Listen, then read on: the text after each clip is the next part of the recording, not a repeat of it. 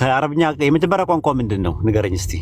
የመጀመሪያ ቋንቋ አላውቅም። ምን የፍጥረት የመጀመሪያ ቋንቋ እኮ በማይታወቅ ነገር እንዴት ነው የሆነ ኮንሴፕቹዋል ፍሬምወርክ አይሆንም? ምናባዊ አይሆንም? ጥያቄው ራሱ የመጀመሪያ ቋንቋ ምን እንደሆነ በማታውቅበት ወይ ዳውን እንድትሰማ እኔ ካንተ አረብኛ ብቻ አይደለም ብያለሁ። ባለፈው እኮ ስላወራሁ ነው። ለዛ ነው የጠየኩህ እኮ። አላህ የሚለው ስም ከአረብኛ ቋንቋ ብቻ አይደለም እኮ ጥያቄ፣ ከቋንቋ በፊት ነው። ቋንቋ ከሚባለው ነገር በፊት ቋንቋ የሚባለው ቋንቋ ፍጡር ነው። ቋንቋ የጀመረው መቼ ነው? ፍጥረት ሲጀመር ነው። ታዲያ አንተ በፍጥረት ውስጥ ነው ያለው? ከፍጥረት በፊት ነው ያለው? ክሬት የተደረገ ከሆነ እሱ ነው የምልህ። በፍጥረት ውስጥ ነው ያለው። ኦኬ፣ አንተ በታይምና በስፔስ ውስጥ ነው ያለው ወይስ ከታይምና በስፔስ ውጭ ነው ያለው አንተ? እኔ ከታይምና በስፔስ ውስጥ ነኝ። ከታይምና ከስፔስ ውጭ የሆነው ፈጣሪ በዛ ጊዜ ስሙ ምን ነበር? ጥያቄ አልተናገረም። እንደዛ አይደለም። ሪቪል ያደረገ የነበረውን ስም ነው ሪቪል ያደረገ። አልተናገረም። ስለዚህ አናውቅም አናውቅም አይደለም። አልተናገረም አልነበረም ማለት አይደለም። ስም አለ፣ ሪቪል ያደረገው ነው። ያንን ስም ሪቪል መሆን ምንድነው? የነበረ ነገር ነው ሪቪል የሚሆነው። ሪቪል ያደረገው አላህ የሚለው ስም ሪቪል የተደረገ እንጂ አረብኛ ቋንቋም አይደለም፣ የዕብራይስጥኛ ቋንቋም አይደለም ነበር። ጃሚድ ነው። ሙአረብ ነው። ጃሚድ ነው ራሱ። ምን ሙስተቀቅ አይደለም ራሱ። ያ አላህ የሚለው ስም ሙአረብ ነው ራሱ። ጃሚድ ነው በአረብኛ ጃሚድ ነው። በሴሜቲክ ባክግራውንድ ውስጥ የነበረ ስም አላህ የሚለው ስም ፍጥረት የፍጥረት ቋንቋም አይደለም ፍጥረትም አይደለም። ኖ አይደለም። ስሙ በአረብኛ ነው ሪቪል የሆነው። በቋንቋ ሪቪል የሆነ የለ አብርሃምን አላህ የሚለው ስም ሲጀምር ፍጥረት አይደለም ነው እያልከኝ ያለው? ታዲያ ለምን ፍጥረት ይሆናል? የፈጣሪ ስም አይደል እንዴ ሲጀመር? ስለዚህ አላህ የሚለው ስም ኦኬ። አሁን እሱ ጋር ከተግባባን አላህ የሚለው ስም ፍጥረት አይደለም የሚለው ማስረጃ ስጠኛ ወይ? ሪቪል ነው ያደረገው የራሱን ስም አላህ ነኝ ብሎ ነው ሪቪል ያደረገው። እንዴት ሊሆን ይችላል? ፍጥረት ሊሆን ይችላል? ማስረጃ ስጠኝ። ፍጥረት ያልነበረ እንዴት ይሆናል? የአምላክ ስም አምላክ ከአምላክነት አሁን ለምሳሌ አንተ አለ ሰው የሚባለው ስም አለ አይደለ? ናው የኔ ጥያቄ ሎጂካል ሳይሆን ማስረጃ አድርገው ወይድ አላህ የሚለው ስም ምኑን ነው ማስረጃ? ኮንሴፕቹዋል እና ምናባዊ ነው ጥያቄ አይደለማ። ሎጂክ ነው ያመጣው። በሎጂክ ነው እየመጣሁት ያለሁት።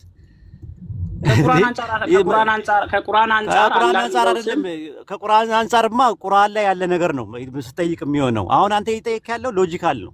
ሎጂክን ደግሞ የሚመታው በሎጂክ ነው እየመታው ያለሁት። ለምን አንተ የጠየቀው ጥያቄ አላህ ፈጣሪ ስሙ ፍጡር አይደለም። ስሙ ፍጡር ነው ካልከኝ ፈጣሪ ራሱ ስትጠራው የምትጠራው ስም አምልኮ ስታካሄድበት ነው ያወራው ያለሁት ወይ አይልማ። እንደዛ የሚባል ነገር የለም። አላህ የሚለው ስም ቋንቋ ከሆነ አረብኛም ይሁን አረማይክም ይሁን ዕብራይስጥም ይሁን ቋንቋ ከሆነ ሪቪልድ ነው፣ ሬቪሌሽን ነው። እንደዛማ ካልክማ ቁርአንም እኮ ስትመለከተው ቁርአን ለመጀመሪያ ጊዜ ሪቪል ነው አረብኛ። አላህ ይጠይቀ ኤግዛምፕል በቀላሉ ልስጥ ኤግዛምፕል። ለምሳሌ ፈጣሪ አለ አይደለ? ፈጣሪ አለ። ንግግሩ ፍጡር ነው ወይስ ፈጣሪ ነው? ንግግሩ ከቋንቋው አንፃር ፍጡር ነው። ከሚናገርበት ቋንቋ ንግግሩ ነው ያልኩት። ንግግሩ ሪቪል ያደረገበትን ቋንቋ እንደሚናገር ሳትነግረኝ እንዴት ንግግሩ ብለህ ጠይቀኝ። ንግግሩን ነው ያልኩህ። በቃ እሱን ነው ያልኩህ። ንግግሩ ፍጡር ነው ወይስ ፈጣሪ ነው ወይስ ደግሞ ያልተፈጠረ ነገር ነው? ንግግሩ ስለ ንግግር ነው። ስፒች የእግዚአብሔር ንግግር እኔ ከቋንቋ አንፃር ስለማልመዝ ነው። የእግዚአብሔር ስፒች ነው ያልኩህ። እኔ የጠየኩት ጥያቄ ለዛ ነው። ቀጥታ ስትጠይቅ ቀጥታ አትመልስ። ስፒች ኦፍ ጋድ ክሬትድ ኦር አንክሬትድ አይደለም። ፍጡር እንዴት ይሆናል? እግዚአብሔር ተናጋሪ ነው እኮ ሕያው እኮ ነው። እንዴት ተመልከት እንግዲህ ማለት ንግግሩን ግን የሚገልጽበት ቋንቋ ፍጡር ነው ወይስ አይደለም? ፍጡር ነው። ስለዚህ በቋንቋ ተገለጠ ማለት ያ ንግግሩን በቋንቋ ተናገረ ማለት ቋንቋው ነው እንጂ ፍጡር የተገለጠበት ቋንቋ ተጠቀመበት።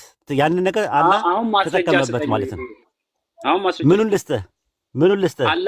አላህ የሚለው ቃል ቋንቋ አይደለም። ለምን ከገባ አረብኛ ቋንቋም አይደለም።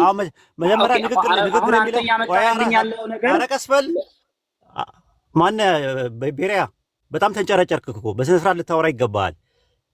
ቀስበል አፋፋችንን አትበለን እንዴ ማለት አንተ ለአንተ አርጊውመንት አመል ለጠየቀ ጥያቄ ድባቅ ስላስገባ ምናባዊ የሆነ ነገር ነው እየጠየቀ ያለው። በምናባዊ ደግሞ ምናባዊ ነው እየመለስኩልህ ያለሁት። ጠየቅኩ የአምላክ ንግግር ፍጡር ነው ወይስ አይደለም ብዬ ስለ ፍጡር አይደለም አልክ። አምላክ ሲናገር ደግሞ በሱረቱል ኢብራሂም ምዕራፍ 14 ቁጥር 5 እና 6 ላይ በየወገኑ ቋንቋ እንጂ በሌላ አላከውምና ይላል። መልእክተኛው ሲመጣ በመልእክተኛው በኩል የሚያስተላልፈውን ያንን መልእክት ያንን ንግግር በሰዎች ቋንቋ ነው የሚጠቀመው ፈጣሪ ተጠቅመው ማለት ነው። ለምሳሌ በሱረቱል ዩሱፍ ምዕራፍ 12 ቁጥር 4 ላይ ሲናገር ምንድን ነው የሚለው? እኛ ታውቁ ዘንድ ቁርአንን አረብኛ ያደረግነው ይላል። በአረብኛ አወረድን ነው ይላል። ስለዚህ በአረብኛ ነው ሪቪል ያደረገው። ሪቪል የሆነው ንግግሩ ፍጡር አይደለም። የተጠቀመበት ቋንቋ ፍጡር ሊሆን ይችላል። አረብኛ ፍጡር ነው፣ ዕብራይስጥ ፍጡር ነው፣ አረማይስጥ ፍጡር ነው። የተለያዩ ቋንቋዎች ፍጡሮች ሊሆኑ ይችላሉ። የእሱ ስም ፍጡር አይደለም። እሱ ቋንቋን ተጠቅሞ ሪቪል ሊያደርገው ይችላል ስሙን። ከገባ ማለት ነው። ካልገባ ጦስን ይዞ ሄድ። ጨርሻለሁ። ኦኬ፣ ማስረጃ አለ አሁን ወይ? ከኢስላሚክ ቲቺንግ አንፃር ማስረጃ አለ አሁን የተነገርከኝ ነገር? ምኑን ነው ማስረጃ የምሰጠው? የጠየቀኝ ጥያቄ እኮ ቁርአን ጥቅስ አይደለም እኮ ሎጂክ ነው የጠቀሰው። በሎጂክ ነው የመታውልህ። ከኢስላም ቲቺንግ አንፃር እኮ ነው የጠየቁት። ያለማ ምናባዊ ነው ጥያቄው። ጥያቄው ልክ አይደለም ነው የምለው። ወይድ እንዴት ጥያቄ ልክ አይደለም ይባላል? ልክ አይደለማ። ልክ ያልሆነ ጥያቄ ልክ አይሆንም። ራሱ ጥያቄው ራሱ ምናባዊ ነው፣ ነባራዊ አይደለም። ስለዚህ በምናባዊ ነው የመታውብህ። አሁን የአምላክ ንግግር ፍጡር አለመሆኑን ንገረኝ፣ ማስረጃ ስጠኝ። አንተ መጀመሪያ ስጠኝ፣ ንገረኝ እስቲ ፍጡር አለመሆኑ ማስረጃ ስጠኝ፣ ከቅዱሳን መጽሐፍ ጠቅሰህ።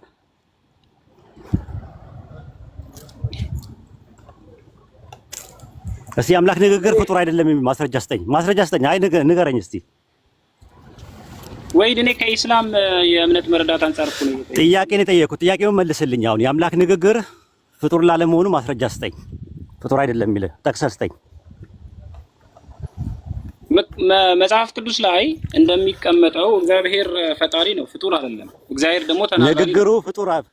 ንግግሩ ፍጡር አይደለም የሚል ማስረጃ ስጠኝ ነው ያልኩህ። እየጠበኩ ነው። መዝሙረ ዳዊት ላይ ወሂድ አሁን እኮ መዝሙረ ዳዊት ቁጥር ስንት ልናገር? መዝሙረ ዳዊት ላይ ዓይንን የፈጠረ አያይምን የምላስን የፈጠረ አይናገርም እያለ ይናገራል። ንግግሩ ፍጡር አይደለም የሚል ነገር ማስረጃ ስጠኝ ነው ያልኩህ። ይናገራል። አዎ፣ ግን ንግግሩ ፍጡር አለመሆኑን ስለዚህ እኔ የእግዚአብሔር ንግግር ስል ተናጋሪነቱን እንጂ የሚናገርበት ቋንቋ ፍጡር ነው። ተስማማው ነው ስለ ቁጥር አይደለም። ንግግሩ ራሱ ፍጡር አለመሆኑን ማስረጃ ስጠኝ ነው ያልኩህ። እኔ ቋንቋውን አይደለም። እግዚአብሔር ፈጣሪ ነው። የእግዚአብሔር ባህሪ እንዴት ነው ፍጡር የሚሆነው? ንግግሩ ባህሪው ስለመሆኑ ማስረጃ ስጠኝ። ኦንቶሎጂካሊ፣ ሜታፊዚካሊ፣ ኦንቶሎጂካሊ አድርገህ አምጥተህ ስጠኝ።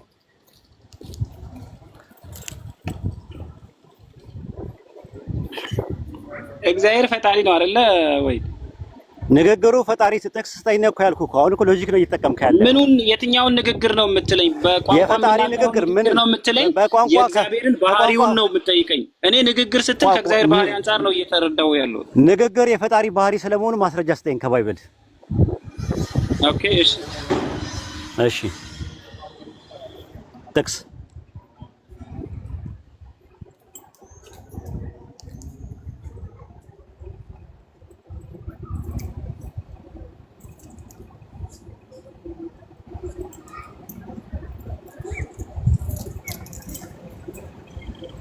እየጠበኩ ነው። ጥቅስ ንገረን እናግዝህ። አሪዮስ ተመለስ።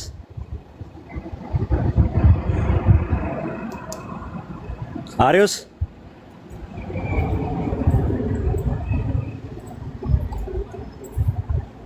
ተመለስ። ጥቅስ እናግዝህ።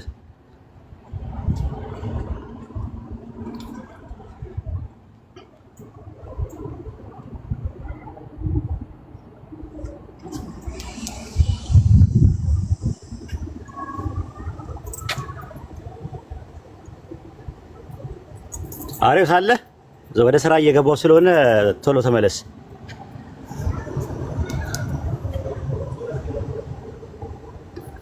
አሪዮስ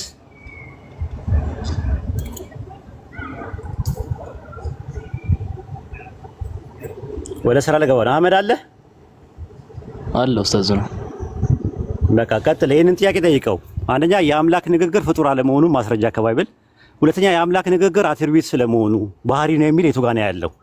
ባህሪ አትሪቢዩት የሚለውን ቃል አትሪቢዩት ስለመሆኑ ማስረጃ ጠቅስ። ቃል በቃል ነው የምትጠይቀው እንደዚህ። እሺ እንትን በለ ወደ ስራ ልግባ። ቀጥል። እሺ መርሐባ።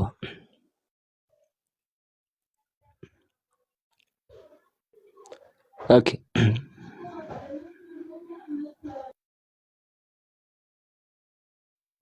እሺ ናግባ አሪዮስ ገስት ላይ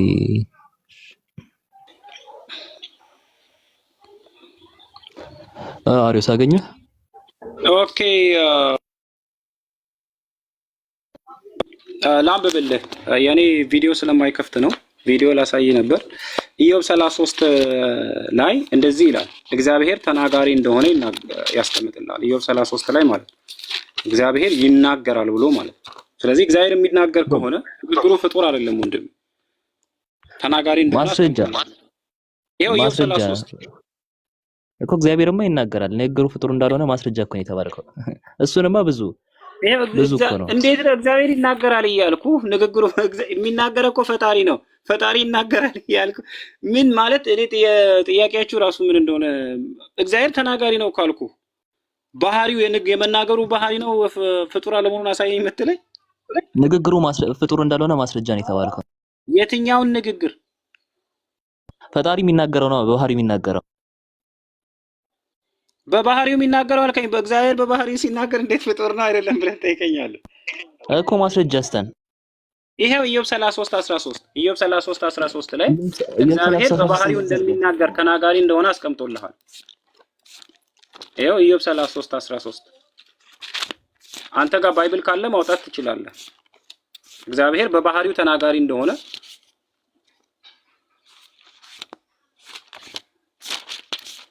እኔ አላህ አህመድ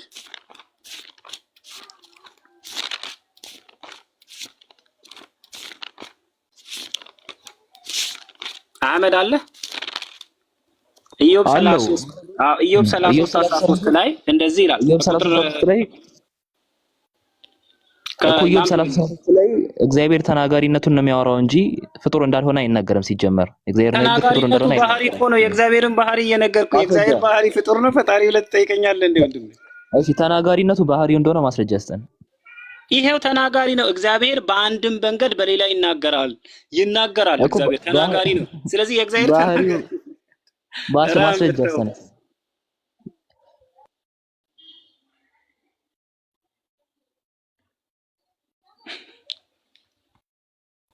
ኦኬ እሺ ጨርሰናል። በቃ አህመድ እኔ እሺ የት አለ እና ጨርሰናል። ቴንክ ዩ ሌላ ጊዜ ነው። ለምን ይሄ ነው መልሱ። ዳይሬክትሊ በቃ ራስህ መተህ የምትመልሰው ነገር ነው። ለምናባዊ ጥያቄ የሚሰጠው ምናባዊ መልስ ነው እንጂ ስክሪፕቸራል መልስ አይደለም። ገብቶሃል? አምላካችን አላህ የመናገር ባህሪ ያለው የመናገር ባህሪው ደግሞ አምላካችን አላህ የመናገር ባህሪ ያለው የሚናገረው ነገር ግን ፍጡር ነው ብለን አናምንም። ሲጀመር አምላካችን አላህ እውቀት አለው። ገብቶሃል? ያንን እናሰምርበታለን። ከእውቀቶች መካከል ደግሞ አንዱ ቁርአን ነው። ቁርአንን በአረብኛ እንደገለጠው በሱረቱ ዩሱፍ ምዕራፍ 12 ላይ እንደተገለጸልን ሁሉ አምላካችን አላህ የሚል ስም አለው። ይሄም ደግሞ ከጥንትም የነበረ ነው። ከጥንትም የነበረ ስሙን ደግሞ በአረብኛ በቁርአን ላይ ደግሞ አላህ ብሎ ገልጾታል። ሙዓረብ ሆኖ መጥቷል እያልን ነው። አለቀ ማለት ነው። በቃ ዘጋ ነው። አሁን ይሄን እንዳለቀ ከፋይል ለመታወጣ ከጊዜ በኋላ ከተዘጋው ዶሴ የሚዘገበው ማለት ነው። ወግዝ ከመቤሪያ አህመድ በጣም አመሰግናለሁ። ተባረክ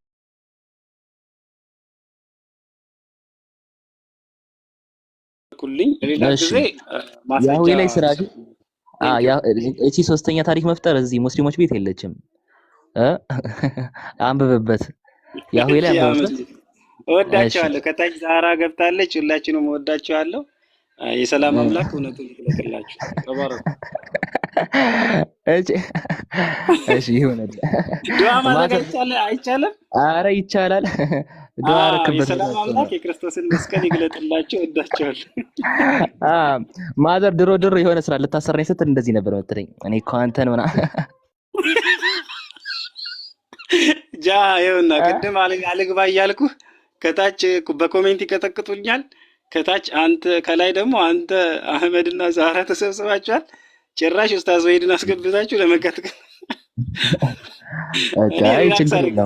ችግር የለብኝ። አይ ጥሩ እናመሰግናለን። እኛም አንተን እንወድሃለን። በርታ። አላህ ቀኑን መንገድ ይምራ። አትጥፋ። አሜን። ፈጣሪ ቅኑን መንገድ ይምራችሁ እናንተንም። ቴንክ ዩ። አንቺ ጎበዝ፣ አንቺ ጥያቄ ካለሽ ትጠይቂያለሽ፣ እኛ ግን ጥያቄ ያለን ብታስቀድሚንስ? ማለት እሺ በቃ ጠይቂ። በቃ ሌዲስ ፈርስት። እሺ ጠይቂ አንቺ። በቃ ግን እኔ ይኸውልሽ እኔ ልጠይቅ ስል ግን ብትወጪ እሺ ኦኬ ነው ጠይቅሽ። ካወቅኩኝ ጠይቀኸኝ ካወቅኩኝ መልሳለሁ፣ ችግር የለውም። አብሽሪ፣ ችግር የለውም። እሺ ጠይቂ በቃ አንቺ። እሺ ኢየሱስ ክርስቶስ ወደ ምድር በመጣበት ጊዜ እያስተማረ ባለ ጊዜ ከኔ በኋላ የሚመጣው ነብይ ሐሰተኛ ነብይ ነው ብሎ ነበር። የቱ ጋር ነው ያለው? ማለት ይሄ መጽሐፍ ቅዱስ ደረጃ እኔ አላውቅም። ማለት አንብባለሁኝ ግን በቃሌ አልይዝም። በቤተክርስቲያን ደረጃ እንደዛ የሚል የለም ሃይሚዬ፣ እንደዛ የሚል ነገር የለም እኮ ለዛ ነው።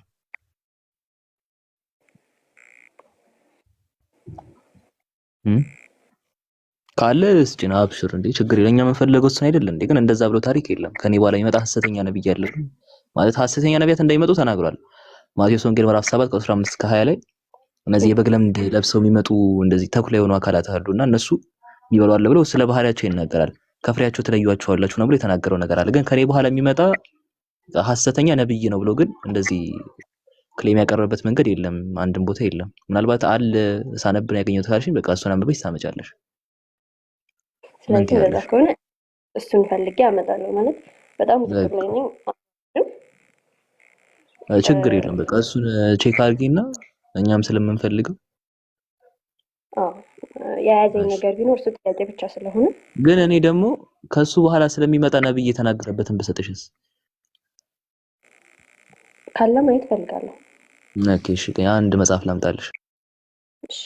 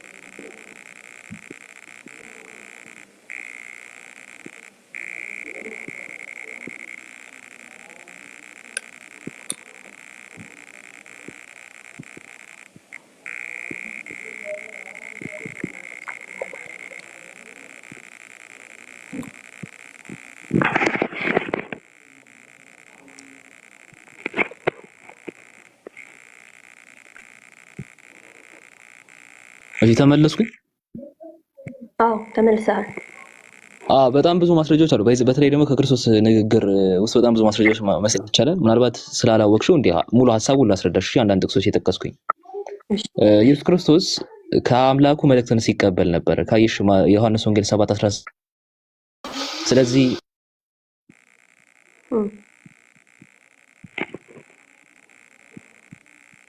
ምን ይሆናል?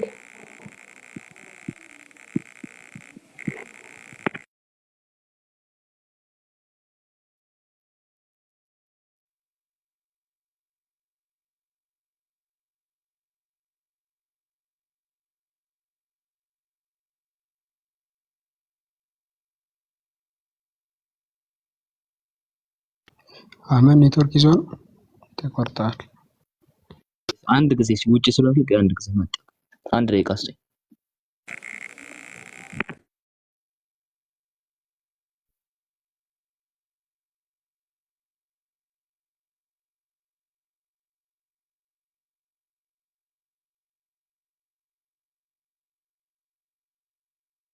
እሺ ተመልሻለሁ። ድምጽ ስላለ ውጭ ነኝ ያልኳቸው አይደል? እንዴት ከፍቼ ያሳያታል? ማሳየት የሚችል ደግሞ ካለ ትልቁ ላይ ሆነና ያሳይ። ሐሳቡን ልንገራትና ሃይሚ ያዣቸው። እሺ በወረቀት ላይ ሐሳቡን ልንገርሽ። እሺ ምንድነው መሰለሽ ክርስቶስ ግልጠተ መለኮት ሲቀበል ነበር ከበላይ አካል። ካየሽ ዮሐንስ ወንጌል 7:16 እና 17 ላይ ስለዚህ ኢየሱስ ክርስቶስ እንዲህ ብሎ መለሰላቸው ይልና ቀጥሎ ምንድነው የሚለው? ትምህርቴ እስከላከኝ ነው እንጂ ከኔ አይደለም አለ። ከዛ 17 ላይ ፈቃዱን ሊያደርግ የሚወድ ቢኖር እርሱ ይህ ትምህርት ከአምላክ ወይም ደግሞ ከእኔ ከራሴ የምናገር ይሁን ያውቃል ብሎ ተናገረ ማለት ነው። ይሄንን አስቀመጠ። ከዛ ኢየሱስ ክርስቶስ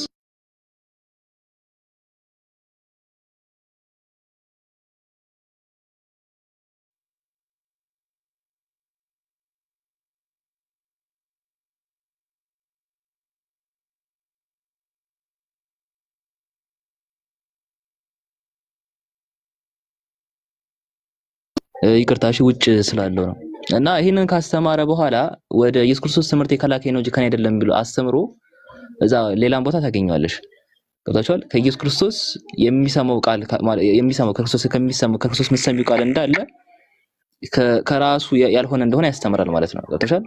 ከዛ ይሄንን ካስተማረ በኋላ በተመሳሳይ ደግሞ ሁለተኛ ነብይ ደግሞ እንዳለ ማለት እንደ ፊተኛው ነብይ ማለት እንደ ክርስቶስ ጥገኛ ሳይሆን ራሱን የቻለ ገለልተኛ ነብይና የራሱ የቻለ ግልጠት መለኮት ደግሞ የሚቀበል አስተማሪ እንደሆነ ደግሞ አስተማረ። የቱ ጋር ነው ያስተማረው? የዮሐንስ ወንጌል ምዕራፍ 14 ከቁጥር 26 ላይ ታገኛለሽ። አብ በስሜ የሚልከው ግን ቅዱስ የሆነ አጽናኝ እርሱ ሁሉን ያስተምራችኋል፣ እኔም የነገርኳችሁን ሁሉ ያሳስባችኋል ብሎ ተናገረ ማለት ነው። ቅዱስ የሆነ ይመጣል ብሎ አስተማረ። አብ በስሜ የሚልከው ግን መንፈስ ቅዱስ የሆነው ይላል። አንድ ላይ ደግሞ ቅዱስ የሆነ ይላል ቶናጊዮን እያለ ያስቀምጣልና ቅዱሱ እያለ ያስቀምጣል። ቅዱስ የሆነ አካል አለ። ይሄ ቅዱስ አካል መች ነው? ቅዱሱ ከአፋራን ይጠባል ተብሎ የተባለው ነው የተላከው ነው ዕንባቆም 3:3 ላይ ነብይ ይመጣል። ገብታችኋል? ነብይ ለምሳሌ ነቢያትን ቅዱስ እያለ መግለጽ የተለመደ ማርቆስ 6:20 ላይ ሄሮድስና ዮሐንስ ጻድቅና ቅዱስ ሰው እንደሆነ አውቆ ይፈራው ይጠባበቀው ነበር ይላልና ነቢያት ቅዱስ ማለት የተለመደ ነው በአዲስ ኪዳን። ቅዱስ አካል እንደሚመጣ ተናግሯል። አብ በስሜ የሚልከው ቅዱስ የሆነ አጽናኝ እርሱን ሁሉን ያስተምራችኋል፣ እኔም የነገርኳችሁን ደግሞ ሁሉ ያሳስባችኋል ብሎ ከኢሳ አለይሂ ሰላም በኋላ ቅዱስ የሆነ መልእክተኛ እንደሚመጣ አስተምሯል። ምን ትያለሽ ሃይሚ? አንዴ በመጀመሪያ ምንም አይደለም። ሁለተኛ አሁንም ይሄ ማለት ማመን ፈልጌ ግን አሁንም ቢሆን ይሄ ነገር እኔ አላሳመነኝም። አሁን ያልከኝ ጥቅስ ማለት ነው። ለምንድን ነው ያላሳመነሽ? ይሄ ህይወት ውስጥ ብዙ ነገር መርጬ ጨርሼ ግን እኔ ያው ኦርቶዶክስ አማኝ እስከዛሬ ድረስ እስከኖርኩበት ጊዜ እሱን ነው አምኜ የኖርኩት። ብዙ ጥያቄዎች እኔ ጋር ሆነው ለእነዚያ ሁሉ ጥያቄዎች መልስ አጥቼ ግን ከኔ ባላስተኛ ነብይ ይመጣል ብሏል ክርስቶስ። አባትም ጠይቄ እንደዛ ሲለኝ ስለዚህ ነቢያቱ ብቻ በትክክል ካላልኩትኝ ተርተኸኛል። አይ ነቢያት ሐሰተኛ ነብይማ ማለት በቃ እዚህ ፍቅር ሲዝም አልሰማሽም እንዴ? ስለ ፍቅር ሲዝም ስለ ደምሳሽም እኮ መጥቷል። እዚህ በፍቅር አምላክ በአንድ ጊዜ በተሰማም ምናምን አልሰማሽም? እዚህ ቅርብ ጊዜ ራስታው ጀለስ አታውቂውም? ደምሳሽ የሚባል ፍቅር ሲዝም የሚባል አስተምሮ ነው። በቃ ሐሰተኛ ነቢያት መነሳታቸው አይቀርም። እሱ የተለመደ ነው። ከነሱም ደግሞ አስጠንቅቋል። ምን ብሎ ነው ያስጠነቀቀው መሰለሽ? ካሪዳ አውጣላት እንትን ማቴዎስ ወንጌል ምዕራፍ 7 ከቁጥር 15ን ክፈትላት እንጂ ሐሰተኛ ነቢያትማ ነፍናቸው ነው ማለት ብዙ ናቸው። እኔ ደምሳሽ ይቀርበኛል እንጂ በጣም ብዙ ከፕሮቴስታንቱ ዓለምም ያሉ አሉ እነ እዩ ጩፋ ምናምን የምትያቸው ከኢየሱስ ክርስቶስ ጋር ለገና ገሃነምን ስጎበኝ ነበር ምናምን ያለም ጀለስ ነበር የሆነ ተቀርብ ጊዜ አይጠፉም። እሱ አያሳስብሽ። ምን ይላል መሰለሽ የማቴዎስ ወንጌል ምዕራፍ 7 ከቁጥር 15 ላይ የበግ ለምድ ለብሰው ከሚመጡባችሁ የበግ ለምድ ለብሰው ከሚመጡባችሁ በውስጣቸው ግን ነጣቂዎች ተኩላዎች ከሆኑ ከሐሰተኛ ነቢያቶች ተጠንቀቁ ይላል። ገብቶሻል?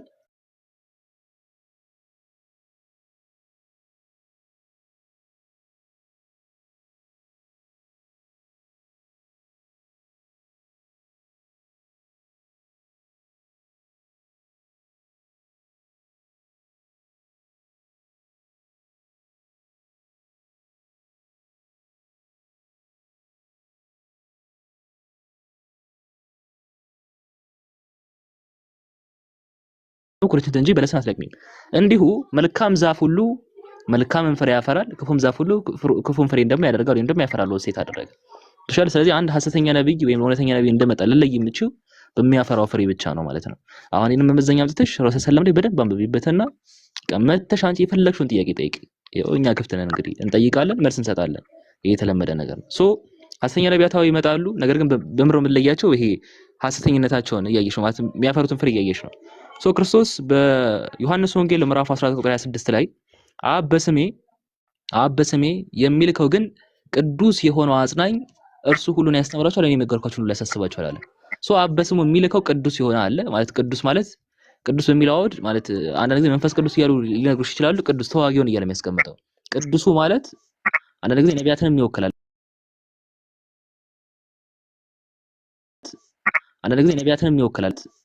አንዳንድ ጊዜ ነቢያትንም ይወክላል ቅዱስ የሚል። ሌላ ማስረጃ ልስጥሽ? እሺ በጣም ቀላል ልስጥሽ። ይሄ በጣም ውስብስብ ነው። እንደውም ሳስበው ቀላል ልስጥሽ። እሺ ጋኒ ከዚህ ከክርስቶስ ትምህርት ወጣ እንበለና እዛው መጽሐፍ ቅዱስ ውስጥ እሺ እንምጣና እንትን እንክፈትላት ካሪድ ዘዳግም 18 እንክፈትላት። ይሄ በጣም ሊከብድሽ ይችላል። በትንሽ ሰፋ ያለ ሐሳብ ካለው በቃ ቀላል ልስጥሽ እንደው ዘዳግም 18 ከዛ በቃ ይኸው ተከታተይኝ። ከወንድሞቻቸው መካከል ይላል ከወንድሞቻቸው መካከል እንዳንተ ያለ ነብይ ያስነሳላችኋለሁ ቃሌንም በአፉ አደርገዋለሁ ያዘዝኩትንም ቃል ሁሉ ይነግራቸዋል ይላል። ገብቶሻል? ከወንድሞቻቸው መካከል እንዳንተ ያለ ነብይ ያስነሳላችኋለሁ ቃሌን በአፉ አደርገዋለሁ ያዘዝኩትንም ቃል ሁሉ ይነግራቸዋል ይላል። ከዛ ወረድ ብሎ በስሜ የሚናገረውን ቃሌን የማይሰማ ሰው እኔ እበቀልለታለሁ ይላል። በደንብ ይታያል። ከወንድሞቻቸው መካከል እንዳንተ ያለ ነብይ ያስነሳላችኋለሁ ቃሌን በአፉ አደርጋለሁ ብሎ ይናገራልና እስራኤላውያን ወንድሞቻቸው ተብለው የሚገለጹላቸው አካላት አሉ። ገብቶሻል? ወንድሞቻቸው ተብለው የተገለጹትና ማን ናቸው ከተባለ እንትን ጋር ሂድ ካሪድ ዘዳግም 2:4 ላይ ሂድ። እዛው ዘዳግም 2:4 ላይ ሂድ።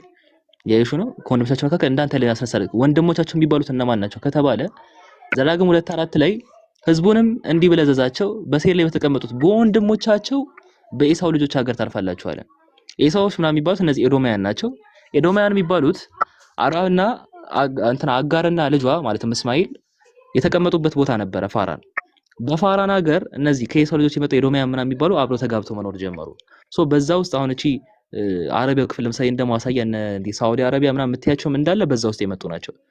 ወንድሞቻቸው ተብለው ለእነ እስራኤላውያን የሚገለጹት አካል እነማን ናቸው ከተባለ ከእስማኤል ልጆች ጋር ተጋብተው ዘራቸውን ሲያበዙ የነበሩት እነዚህ አረቦቹ ናቸው ማለት ነው። ወንድሞቻቸው በሚለው ኮንቴክስት እንመለስና ወደ ካሊድ ወደ ዘዳግም 18 እንመለስና ዘዳግም ምዕራፍ 18 ከ18 ላይ የቀደሙ ጥቅስ ላይ ከወንድሞቻቸው መካከል እንዳንተ ያለ ነብይ ያስነሳላቸዋል። ስለዚህ ከአረብ መካከል ማለትም ከእስራኤላውያን ወንድሞች ከአረቦች መካከል እንዳንተ ያለ ነብይ ያስነሳላቸዋለሁ ቃሌንም በአፉ አደርጋለሁ አለ። ያዘዝኩትንም ቃል ሁሉ ይነግራቸዋል። ነብይ እንደሚነሳ ነግሯቸዋል። ይሄ ነብይ ደግሞ መች ነው የሚመጣው ነው። ይሄ ነብይ መች ነው የሚመጣው የሚለውን ጥያቄ ስናነሳ ለሱ ማሳያ ወደ ዮሐንስ እንሂድ። ካሊድ መክፈት ትችላለህ? እሺ አልተመቸውም መሰለኝ። በቃ እሱ እስከሚመጣ ልንገርሽ ሐሳቡን። የዮሐንስ ወንጌል ምዕራፍ 1 ከቁጥር 20 ጀምሮ ስትመለከቱ ዮሐንስ ይመጣል ወደ እነሱ ወደ ህዝቦች ምናምን ይመጣልና ሲመጣ እንትን ጥያቄ ጠይቁታል። ሃይሚ እየሰማሽኝ ነው? ይጠይቁታል ጥያቄ። ምንድነው የጠይቁት መሰለሽ? አንደኛ እንትን ኤልያስ ነህ ወይ ብሎ ነው የጠይቁት። ኤልያስ እንደሚመጣ ትንቢት ተተንብዋል። ማለት ኤልያስ ሁለተኛ ነገሥት 2:11 ላይ ካረገ በኋላ ተመልሶ ደግሞ እንደሚመጣ ትንቢት ተቀምጧል። ሚልክያስ 4:5 ኤልያስ ይመጣል ተብሎ ተገልጿል። ኤልያስ እንደሚመጣ አይሁዳውያን ስለተነገራቸው ኤልያስ ነህን የሚል ጥያቄ ያቀረቡ። አይ እኔ ኤልያስ አይደለሁም ማለት። ከዛ ጥያቄ ያቀረቡ ሁለተኛ ጥያቄ ክርስቶስ ነህን አሉት።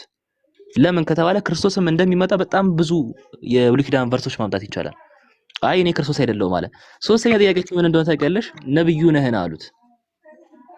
ማለት የሚጠብቁት ደግሞ ነብይ አለ ማለት ነው። ከተሻለ ከኤልያስና ከክርስቶስ ውጪ የሚጠብቁት የሆነ የሚመጣ አካል አለ ማለት በስክሪፕቸር ውስጥ ኤልያስ እንደሚመጣ ስለተነገራቸው ኤልያስን እንደጠበቁት፣ በስክሪፕቸር ውስጥ ክርስቶስ እንደሚመጣ ስለተነገራቸው ክርስቶስ እንደጠበቁት ደግሞ በስክሪፕቸር ውስጥ ነብይ እንደሚመጣ ተነግሯቸዋል። ለትንቢቱ ጋር ለምሳሌ ዘዳግም 18 ላይ ነብይ ስለሚጠብቁ ነብዩ ነህን ብለው ጠይቁት ማለት ነው።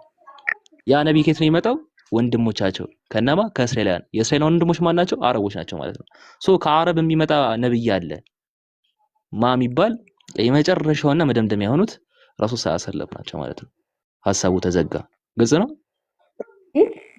ነብያችን ሰለላሁ ዐለይሂ ወሰለም እንደሚመጣ ተነግሮ ነበር ማለት ነው። ይሄው ማሳያ እኮ ሰጠሁሽ። እሺ እሱን በቃል ደረጃ ነው፣ በመጽሐፍ ደረጃ ማቅረብ ትችላለህ? በምን ደረጃ ማለት? በተጻፈው አሁን በቃል አይደለ የነገርከኝ? በተጻፈው ማለት የተጻፈውን እያነበብክ ነው የነገርከኝ አይደለ? ከኤልያስ ቀጣይ ክርስቶስ፣ ከክርስቶስ ቀጣይ የመጨረሻ ነብይ እንደሚመጣ ዘዳግም ላይ ተጽፏል አልከኝ። ያንን ማሳየት ከቻልክና ብታሳየኝ።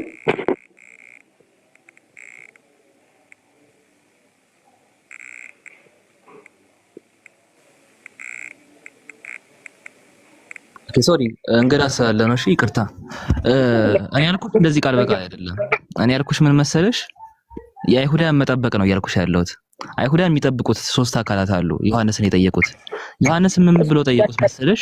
ስለሚጠብቁት አካላት አንተ ያወቀው አንብበህ አይደለም እኮ አሁን እሱን እየነገርኩሽ ነው። አንድ ጊዜ እንዴት መሰለሽ እንዴት እንዳስረዳውሽ ሶስት አካላት ነው የጠየቁት። የቱ ጋር ነው መሰለሽ? የዮሐንስ ወንጌል ምዕራፍ 1 ቁጥር 20 እስከ 21 ላይ ከፍቼ ላንብብልሽ። ካሊድ ተመልሰሃል? አዎ እሱን ብታነብልኝ እኔም እሱን የጠየቅኩት። እሺ ኦኬ።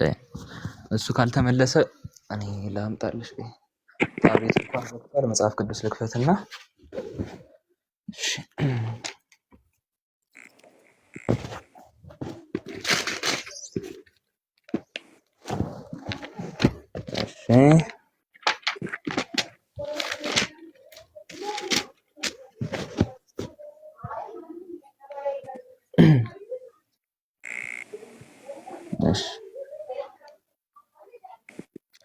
እሺ ይታይሻል አይደለ? ይሄ ዮሐንስ ወንጌል ምዕራፍ 1 ነው። እዛ ዮሐንስ ወንጌል ምዕራፍ 1 ላይ ምን ብለው ይጠይቁታል መሰለሽ? አይሁድ አንተ ማን ነህ ብለው ይጠይቁት ነበር አለ። ከዛ ይጠይቁት ዘንድ ከካህናትና ከሌዋውያን ጋር ከኢየሩሳሌም በላኩ ጊዜ ዮሐንስ ምስክርነት ይህ ነው አለ።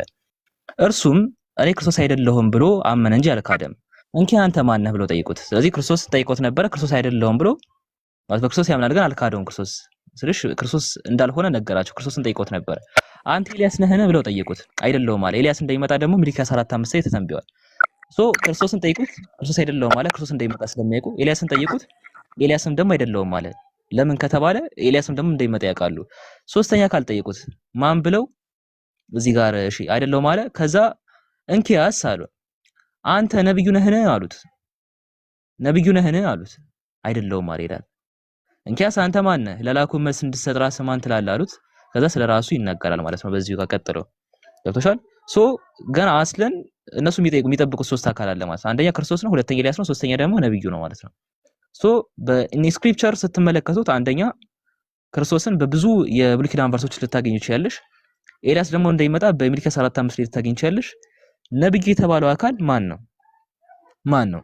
ነብዩ የተባለው አካል ማን ነው የሚለውን ለመመልከት ወደ ዘዳግም ምዕራፍ 18 ስትመለሺ ከወንድሞቻቸው መካከል የሚመጣ አካል ነው። ወንድሞቻቸው ደግሞ እነማን ናቸው ከተባለ ከእስማኤል ልጆች ተጋብተው የተወለዱት ኤዶሚያን ናቸው። አረቦች የሚባሉት እነዛ ናቸው። ቁጥሻል ከአረቦች የሚመጣ ነብይ ያለ ያንን ነብይ ስለሚጠብቁት ነው እንግዲህ እዛ ጋር ሲጠይቁት የነበረው ማለት ነው። ግልጽ ነው።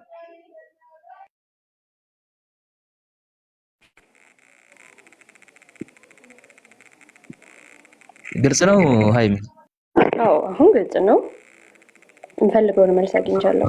ለምትጠይቀው ጥያቄ ካለህና እኔ መመለስ የምችለው ከሆነ ልመልስልህ። ስራ ቦታ ስለሆንኩኝ በቃ ችግር የለውም። ፈታቤና እነዚህን ነገሮች አብላያቸውና ደግሞ ተመለሰሽ ነኝ እመጣለሁ። በሌላ ጊዜ ቤታችሁን አንኳኳለሁ። በቃ ቼክ አድርጊ። ምንድነው የምታነሺው? በቃ ሌላው ቅድም ዮሐንስ ደግሞ የጠቀስኩልሽ በጣም ሰፋ ያለ ሐሳብ ስለሆነ ይሄ በጣም ቀላል ነው። በቃ ምን ብለሽ ነው ልታነሺ የምትችይው ሃይሚ? ጥያቄ ታነሻለሽ። ክርስቶስ ብለው ሲጠይቁት ክርስቶስ እንደሚመጣ ስለሚያውቁ ነው። ኤልያስ ብለው ሲጠይቁት ኤልያስ እንደሚመጣ ስለሚያውቁ ነው። ነብዩ ብለው ሲጠይቁት ደግሞ ነብይ እንደሚመጣ በቃ ስላወቁ ነው። ይሄ እርግጥ ነው። ገብቶሻል? ያ ነብይ ደግሞ ማን ነው የሚለውን ስትመለከች ከአረብ